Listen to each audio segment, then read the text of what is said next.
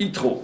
Bon, on a parlé dans la paracha de Yitro, sur les 10 commandements, sur la notion, pourquoi c'est donné d'Avka dans la paracha Yitro, quel est le nom d'un converti, etc.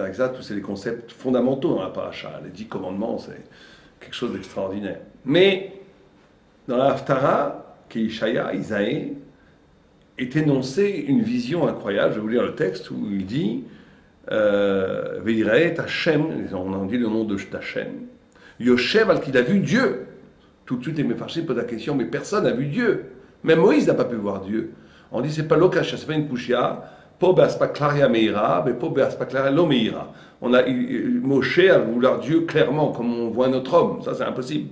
Là, il l'a vu dans une sorte de vision ténébreuse, mais il a vu une présence divine incroyablement forte, au point où il a vu Yoshev al-Kiseh Ram Benissa, Dieu assis sur un trône haut et élevé. Et ses vêtements descendent jusqu'au Echad, jusqu'au Saint dans le temple. Et après, on voit tous les séraphim, mais bon, toute l'histoire. Et on voit énormément d'anges autour de Dieu qui en même temps montent la garde pour le kavod et en même temps cachent ce qui doit être caché et disent Kadosh, Kadosh, Kadosh, Saint, Saint est Dieu, et sa gloire remplit tout le monde. Et à ce moment-là, Ishaïa dit qu'est-ce que je fais là? Moi, aux lèvres impures, un homme parmi la cour divine, je vais être anéanti.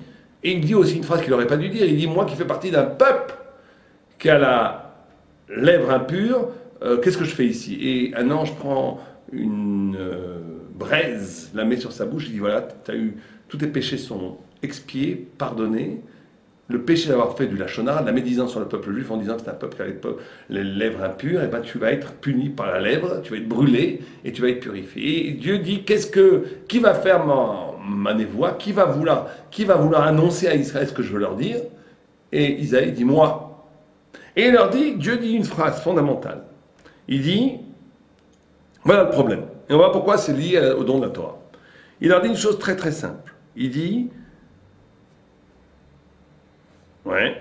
Vers Martaleam, tu diras au peuple juif, Azé, Shimu Shomea Vehal Tavinu. Vous avez écouté, vous ne comprenez pas. Urehu Roho, et vous avez vu, une redondance des mots, Vehal Tedaou, et vous ne savez pas. On parle ici de l'écoute et du regard. Vous écoutez et vous ne comprenez pas. Vous voyez et vous ne savez pas. Et donc tout le monde comprend en quoi cet Haftara est lié au don de la Torah, parce que l'essence du don de la Torah, c'est Naaseh Venishma. Nous ferons et nous comprendrons. Et vous savez que le Naaseh Venishma sont liés aux deux sens, les principaux sens dans l'homme, qui sont le regard et l'écoute. Le regard et l'écoute. Faire est lié au regard, et écouter, bien entendu, est lié à l'écoute, à l'oreille. Et l'essence de la Torah, c'est ça. L'essence de la Torah, c'est de voir, de reconnaître avant tout une dimension suprême de la Torah, de voir quelque chose qui me dépasse. Voir, c'est toujours un phénomène où je m'extériorise. Quand je vois véritablement quelque chose, il y a des gens qui ne voient jamais rien. Il y a des gens qui ne voient qu'eux-mêmes. Il y a des gens, leur femme est devant eux, ils ne la voient pas. Leurs enfants souffrent, ils ne le voient pas. Leurs amis sont autour d'eux, ils ne voient rien. Ce sont des bouchers. La vérité, la véritable regard, c'est d'être capable d'être interpellé, bousculé, saisi par une dimension extérieure, l'altérité, par quelque chose qui n'est pas moi, et qui me réveille à des dimensions de conscience qui m'échappaient complètement avant. C'est ça, voir, véritablement voir. La plupart des gens ne voient pas, ils sont bouchés, ils sont aveugles. Voir, c'est reconnaître un horizon d'intelligibilité, de reconnaître un horizon du sensé, une intelligence, d'être sensible à une révélation d'une donnée qui ne vient pas, qui n'est pas réduite à moi, qui est réduite à quelque chose de plus grand. C'est pour ça qu'on grandit quand on voit vraiment. Naaseh Venishma. Donc ils ont dit d'abord on fait, parce qu'on reçoit quelque chose d'en haut. On ne peut pas passer les choses par le filtre de ma connaissance. Je veux avant tout recevoir la transcendance, recevoir la grandeur. Je suis qu'un homme, et c'est ça qui différencie l'homme et l'animal. C'est que l'homme est capable d'accueillir quelque chose dont il n'a aucune idée. C'est comme une préscience. L'homme est grand parce que même s'il est petit, il est grand potentiellement parce qu'il peut accueillir un horizon du sensé, une dimension d'intelligence infiniment plus grande que l'intelligence actuellement actualisée dans son existence. Un homme est capable de pressentir de recevoir, d'accueillir une lumière intelligible infiniment plus grande que ce qu'il est aujourd'hui. C'est ça la grandeur de l'homme. Enfin, si on reste un homme, si quelqu'un est complètement hermétique à ce qui n'est pas lui, par peur, par commodité, par confort bourgeois, par stupidité, ben il perd cette qualité d'homme, le vrai homme. Atem kori madame, même lo kori madame.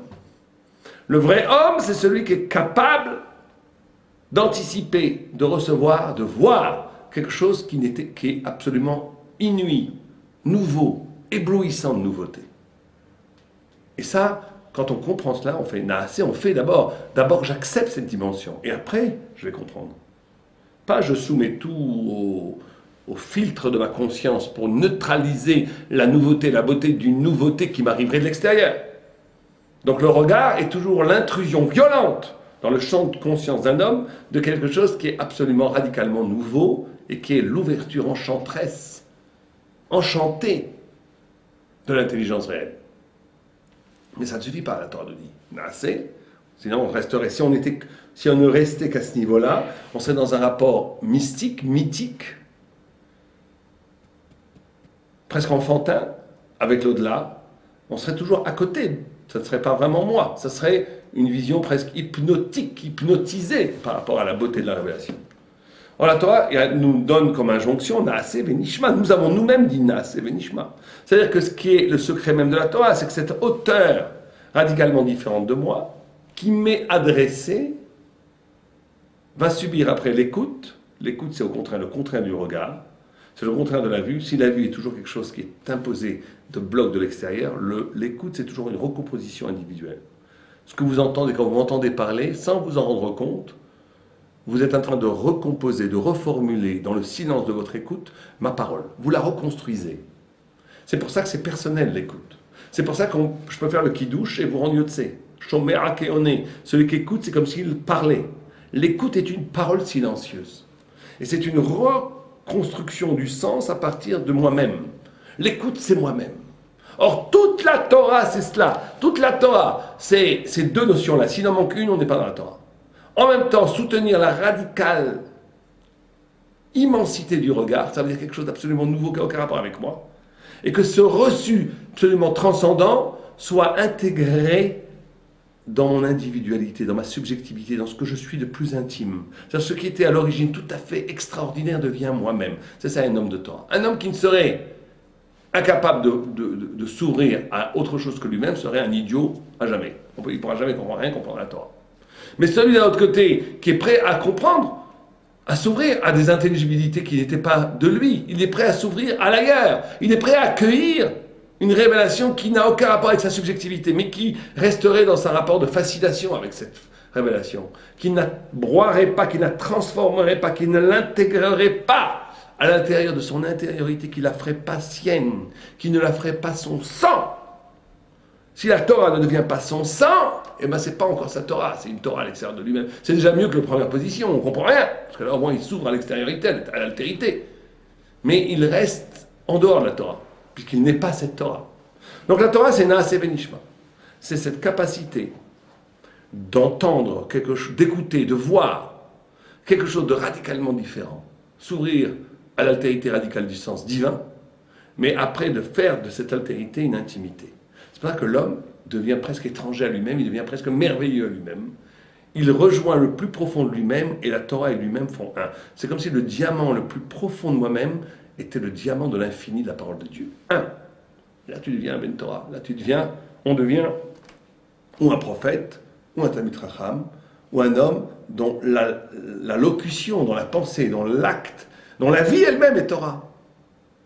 Simplement, il y a un danger dans ces deux, dans Naaseh Benishma. On a dit que le voir, c'est quelque chose d'extérieur. C'est pour ça que quand on parle du znout, quand on parle de la débauche dans la Torah, on dit l'otaturu acharei nechem.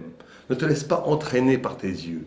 Parce que comme on parlera ça, on va faire un cours sur la débauche, on va énoncer longuement ces idées. Mais l'idée fondamentale ici, c'est que la débauche, se laisser aller, l'otaturu acharei nechem, la débauche ou la vodazara, les deux, la Gemara nous dit, c'est de ne pas, justement, comme le regard, ce pouvoir objectif de nous transférer dans un lieu qui n'est pas nous-mêmes, qui est beaucoup plus loin que nous-mêmes. Ça peut être ou Dieu, ou ça peut être Dieu préserve, de se laisser aller de s'échapper à soi-même, de s'arracher à sa médiocrité, à son existence petite pour aller dans l'illusion d'un ailleurs qui n'est qu'en réalité qu'une illusion.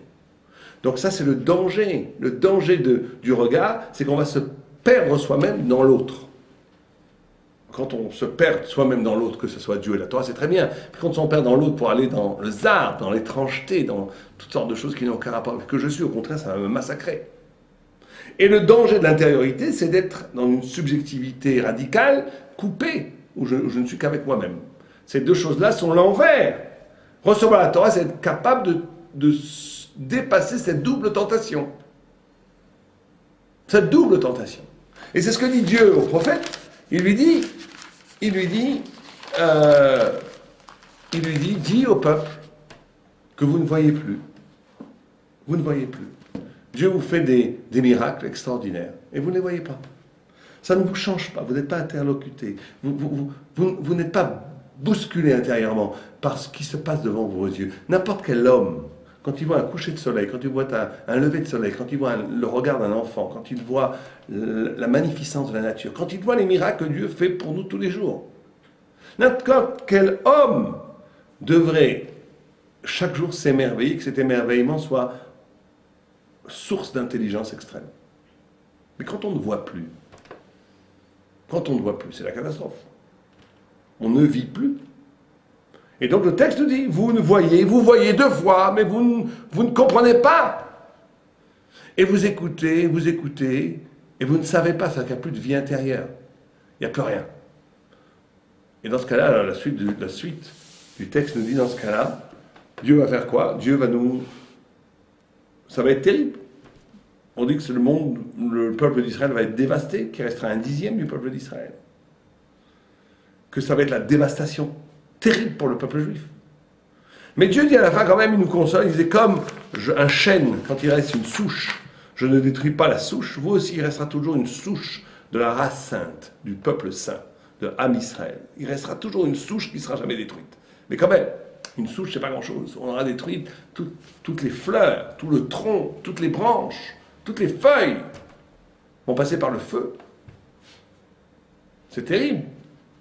Mais ce qui est extraordinaire là-dedans, c'est qu'on nous dit oui, parce qu'en d'autres termes, Naaseh Benishma, c'est notre existence elle-même. Si on la trahit, c'est le feu, c'est l'anéantissement, et il restera toujours quelque chose, parce qu'Am Israël est éternel, parce qu'en réalité, cette trahison, c'est pas une trahison de l'essence, c'est une trahison ridicule. La plupart des gens ne voient pas ce qui se passe en face d'eux. La plupart des gens n'ont pas de vie intérieure. La plupart des gens ne sont plus capables de faire Naaseh Benishma, pas parce qu'ils ont pris une décision profonde de casser l'alliance avec Dieu. Parce que c'est ridicule.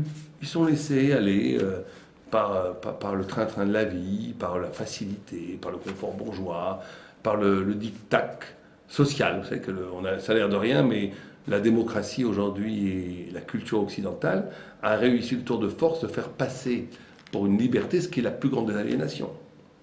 On est actuellement, le monde est infiniment plus aliéné, esclave, que dans les pires des dictatures. Simplement, c'est un esclavage très très raffiné où on convoque la disponibilité, la volonté même de l'esclave. L'esclave est content d'être esclave. C'est très fort. C'est le biopouvoir. Certains, on va parler ça du biopouvoir. C'est-à-dire qu'on a réussi biologiquement à inscrire dans le désir même de l'homme quelque chose qui va répondre complètement à la maîtrise du pouvoir sur tous les hommes. C'est par le désir qu'on va contrôler les hommes. C'est plus par la force autoritaire, l'armée, les gendarmes, les soldats. Ça, on va vous laisser faire ce que vous voulez. Mais on va vous maîtriser, on va vous mettre en boîte, on va vous aliéner. Comment? En vous donnant du plaisir complètement qui va défigurer le pourquoi vous avez été créé. Et vous allez être des esclaves totales de quoi? Des esclaves de l'image pornographique, l'image des médias, l'abêtissement, la stupidité répétée quotidiennement par les médias. Si on regarde un peu ce qui se passe dans les journaux, c'est extraordinaire. Des milliards de mots à propos de choses qui n'auront plus de sens demain. Des milliards d'heures, des millions d'heures à la radio, à la télé pour parler de qu'est-ce qui va se passer demain, est-ce qu'il va démissionner, pas démissionner, est-ce qu'il va être élu, pas être élu, des choses qui n'ont aucun sens, puisque dans quelques heures, ça ne sera même plus une question. Donc ça, il n'y a pas pour abrutir des gens, il n'y a pas plus fort. C'est tout un système qui fait que l'homme devient abruti, esclave, mais un système qui est plaisant, qui a l'air très très bien. Ça passe pas. Pour Am Israël, ça passera pas. Il va y avoir le grand chamboulement. pour arriver à la pureté de ce qu'on est nous, la souche qui est restée intacte. Parce que le peuple juif, quand il trahit jamais vraiment. C'est l'erreur qu'a fait Yermiyahu, c'est pour ça qu'il a été brûlé dans l'Haftarah aux lèvres. Il a dit, je suis un homme aux lèvres impures parmi les anges et la cour de Dieu, et un peuple aux lèvres impures. Et tout de suite, il a dit, le peuple est toujours pur. Il faut, même quand on critique Am Israël, il faut toujours savoir qu'on critique sa superficialité. Am Israël, en essence, il est le reflet de Dieu. Il est lié à la divinité elle-même. Son essence, son identité la plus profonde, c'est Hachem. Donc il est parfait quelque part. Et c'est pour ça que cette perfection lui permet toujours de rebondir, de renaître. Et c'est pour ça aussi que toute trahison, même un tout petit peu, a des répercussions énormes. Mais en tous les cas, ce qui est important pour nous dans l'Haftarah, c'est que ce don de la Torah qui est donné, où il y a les 10 commandements, vous savez que les 10 commandements ont une présentation comme ça, verticale, qui sont l'absolu de tout. Dans les 10 commandements, il y a toute la Torah. Je suis ton Dieu, c'est déjà tout. En face, tu ne tueras point. C'est ce tout, encore une fois, c'est le regard, qui est traduit comment intérieurement je vais vivre cela. Je dois voir la divinité en chaque homme. En chaque homme qui est en face de moi, je dois voir le Tsalem Elohim. Je suis ton Dieu. C'est le côté Naasé, c'est le côté qui vient d'en haut, c'est la révélation, c'est le dépassement. Comment je le vis intérieurement, comment je le vis, je dois respecter chaque être humain que je rencontre, je dois voir la trace divine en lui. Tu n'auras pas d'autre Dieu, fidélité à Dieu. Pas de trahison. Comment c'est en face, comment tu le vis, tu ne feras pas d'arayot, tu ne feras pas d'adultère. Ne trahis pas. Ne trahis pas ta femme, ne trahis pas ton mari, ne te trahis pas toi-même en te laissant aller à des bêtises où tu trahis le pourquoi tu as été choisi. Tu ne prononceras pas le nom de Dieu en vain, la notion d'absolue vérité. Tu ne voleras point. Voler, c'est de ne plus croire que Dieu est absolument vrai. C'est de croire que Dieu, il t'a donné ce qu'il t'a donné, il a donné à l'autre ce qu'il a donné, je veux lui prendre. C'est trahir le nom de Dieu. Dieu, c'est exact, tu dois avoir ce que tu dois avoir, l'autre doit avoir ce que... C'est vivre existentiellement la notion même de Dieu, du nom de Dieu. Tu feras Shabbat. La notion d'un témoignage dans le temps de l'origine du monde. Que le monde a un début et qu'il va une fin, qu'il va vers sa propre destinée. C'est ça Shabbat. En face, tu ne feras pas de faux témoignages. Si tu vis vraiment Shabbat, c'est que tu es un témoin de la vérité. Si tu es un témoin de la vérité, ne mens pas dans ta vie de tous les jours. Ne mens pas, ça ne veut rien dire faire Shabbat et de mentir. Tu contredis ta vie. 5e commandement, tu respecteras tes parents. Dans le long, c'est extraordinaire que ce rapport, un rapport de père à fils, de fils à père plutôt, de fils à mère, ou de fille à mère, ou de fille à père, soit dans le camp de Dieu. De l'absolu. Reconnaître ses parents. Être un tout petit peu reconnaissant à ses parents. Ne pas banaliser le rapport avec ses parents. D'avoir toujours ce kavod, cette distance divine qu'il y a entre moi et les parents. Mais en face, il y a un autre mode. Tu ne convoiteras point. Parce que celui qui convoite, c'est quoi ne pas respecter ses parents? C'est ne pas aimer qui on est. Si on n'aime pas qui on est, on veut être autre chose. Donc on commence à convoiter, on commence à jalouser les autres. Si je respecte vraiment mes parents, donc je me respecte vraiment moi-même, donc je sais que je suis absolu dans ma création. J'ai un destin extraordinaire devant moi, je ne vais pas commencer à jalouser et à vouloir convoiter l'épouse ou la maison, la voiture de mon prochain, c'est ridicule. C'est une trahison de l'essence même de ce que je suis, etc. etc. Donc ce mouvement-là de Naasé Venishma, d'absolu qui se manifeste dans la vie, de recevoir l'absolu et de le traduire par une existence, c'est l'essence même de la Torah. Et cette trahison-là, c'est la trahison la plus phénoménale de la Torah et c'est celle qui va amener, Dieu préserve, une désolation tellement totale qu'on va arriver à la souche primitive, à cette fidélité inéluctable, à ce qui en Israël ne peut jamais être effacé. Le fait qu'au fin fond, après toutes les bêtises, après tous les scories, après toutes les écorces, quand tout ça descend, il reste que la vraie identité d'Israël, c'est d'être le reflet de Dieu. Aleva Aleinu, Beshalom Shalom.